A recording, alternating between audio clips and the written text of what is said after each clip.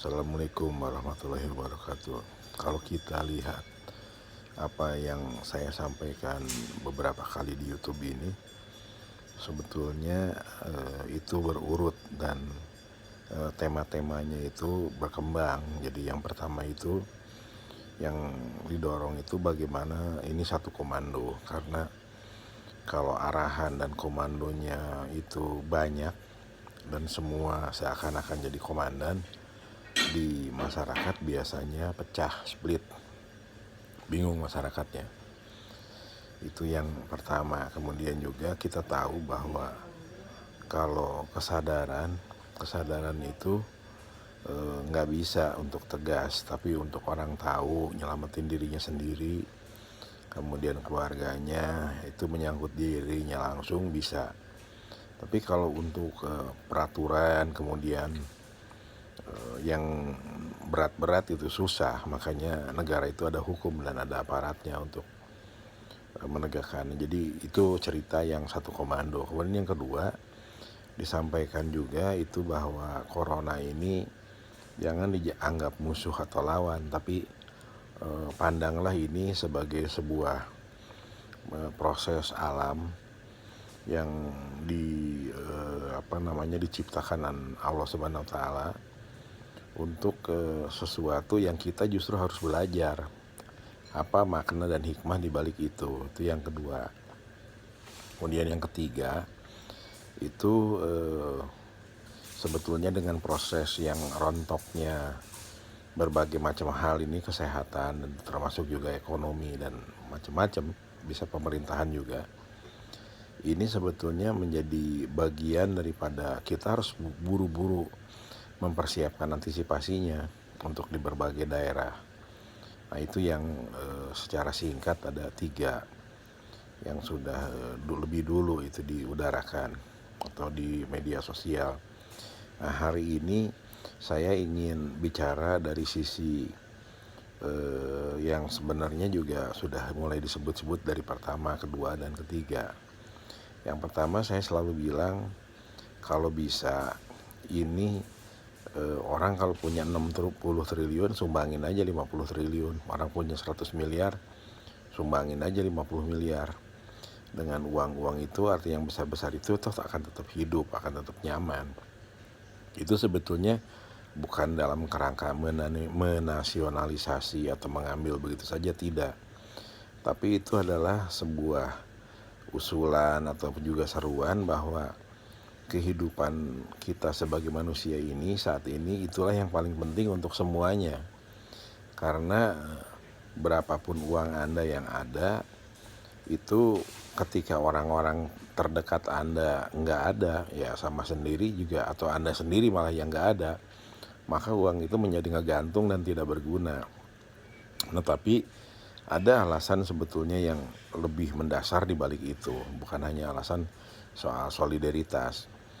Saya memandang marilah kita melihat cerita corona ini sebagai bagian daripada proses kehidupan dalam peradaban, di mana yang pernah terjadi dulu di masa silam ketika Nabi Yusuf itu berada di Mesir kalau nggak salah.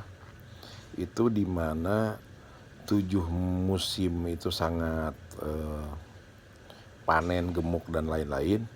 Kemudian 7 musim lagi itu sangat kering. Nah datangnya corona ini, kita tidak masuk fase 7 gemuk. Karena 7 gemuk itu saya nggak tahu apakah ada komando untuk menyimpan dan lain-lain segala macam, nggak tahu. Tapi kenyataannya sekarang sudah jutaan orang berhenti dari pekerjaannya di seluruh dunia. Jadi saya anggap aja itu sudah tidak ada. 7 tahun gemuk atau menyimpan itu tidak ada.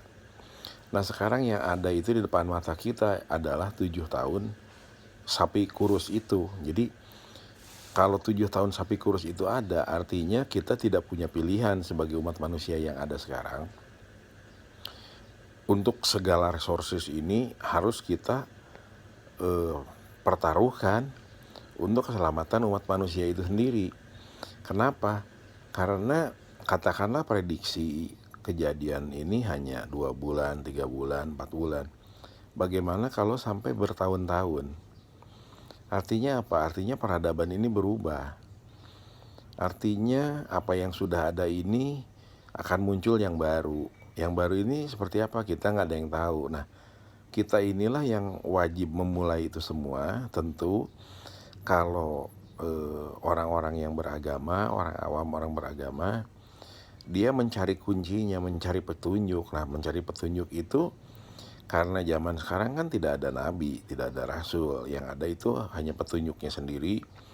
Kemudian itu ada di kitab, ada di hadis, ada di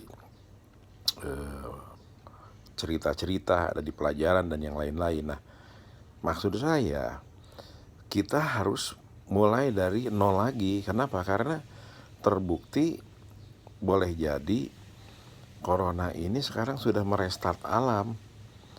Direstart lagi, ozon itu yang bolong ketutup lagi, kemudian juga udara insya Allah bersih lagi. Banyak hal, orang di rumah lagi.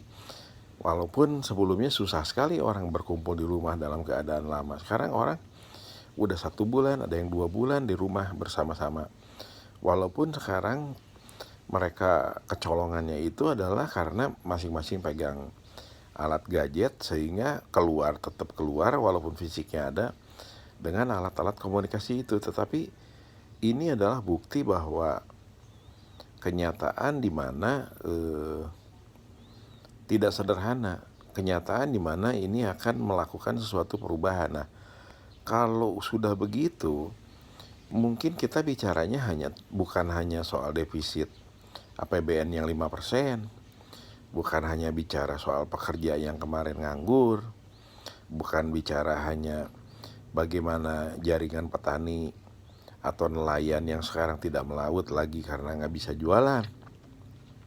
Tapi kita harus bicara, harus mempersiapkan bagaimana kehidupan ini tetap bisa berjalan. Bagaimana semuanya itu bisa ditanggulangi. Nah, Eros Jarot selalu bilang bahwa badai pasti berlalu.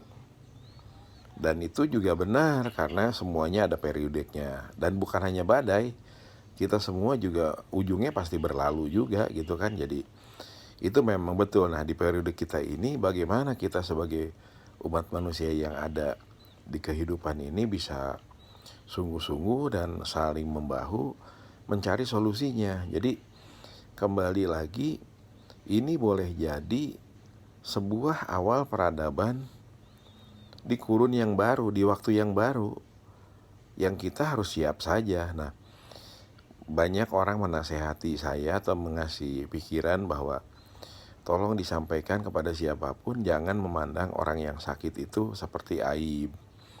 Jangan memandang yang meninggal itu seperti tidak boleh dimakamkan, jangan.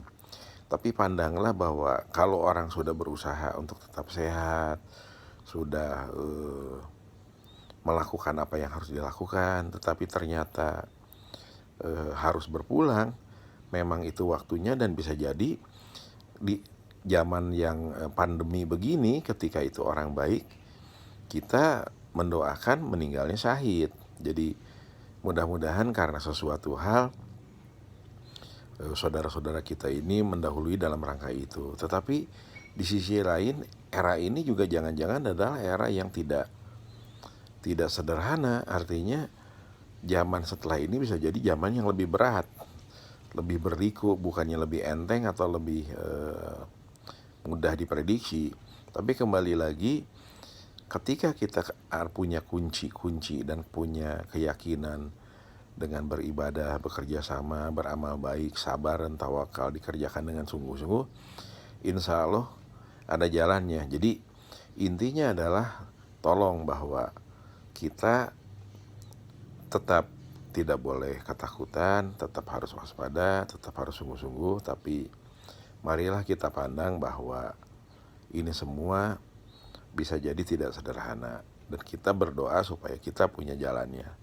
Dan disitulah butuh solidaritas, butuh kesungguhan, sehingga apa itu yang ada, dan itulah modal kita saat ini, sambil berusaha supaya segera sesuatunya bisa dimulai lagi. Mungkin begitu kali sementara. Jadi tetap semangat, tetap jalan, lakukan sesuatu yang tetap bisa membuat kita semua sehat. Tapi peradaban ini tidak boleh berhenti. Demikian, terima kasih. Assalamualaikum.